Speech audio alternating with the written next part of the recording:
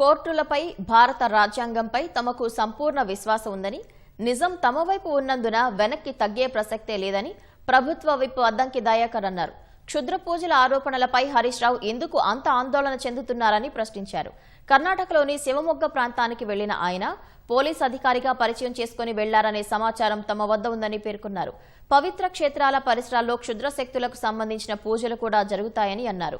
రెండోసారి ఇలాంటి పూజలకు హరీష్ రావు సిద్దమవుతున్నారనే సమాచారం రావడంతోనే గత ఘటనలను ప్రజల ముందుకు తీసుకువచ్చామని స్పష్టం చేశారు.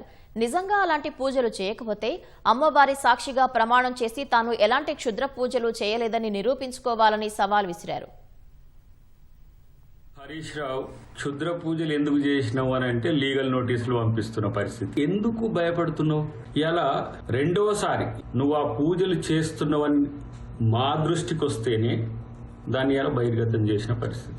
దానికి ఉలిక్కి పడుతున్నావు. ఖాళీ దగ్గరికి పోయినావు, అమ్మ మీద ప్రమాణం చేసి నేను అక్కడ ఏ పూజలు చేయలేదని నువ్వు ప్రకటిస్తావా? సారిగా దేనికైనా సిద్ధమే. ఇక మావోడు ఒకడు ఉండు, అఘోరకాళి ఎక్కడుందో లేదంటే శివమొగ్గ ఎక్కడుందో తెలియదు. ఇలా గట్ కేసర్ అఘోరకాళి టెంపుల్ గురించి మాట్లాడుతున్నావు. నువ్వు political comedian mister Praveen. America చెప్తుంది నీ గురించి, ఎక్కడ ఏమేమి అక్రమాలు చేసినావు, దందాలు చేసినావు, అవన్నీ కూడా ఇక్కడ సమాచారం ఉంది. కానీ రాజకీయంగా మాట్లాడేటప్పుడు సీరియస్నెస్ ఉండాలి.